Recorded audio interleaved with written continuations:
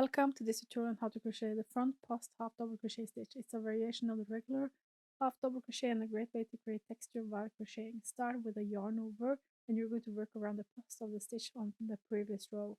Insert a crochet hook from front to back and from back to front between the stitches, then yarn over and pull up a loop. Yarn over and go through all 3 loops on the crochet hook. And this is a complete front post half double crochet stitch. Let's do another one. Yarn over, insert a crochet hook from front to back between the next 2 stitches and from back to front between the next 2 stitches. Then yarn over and pull up a loop and yarn over and go through all 3 loops on the crochet hook. Let's do another one. Yarn over, go between the stitches and around the post and pull up a loop, yarn over and go through all 3 loops on the crochet.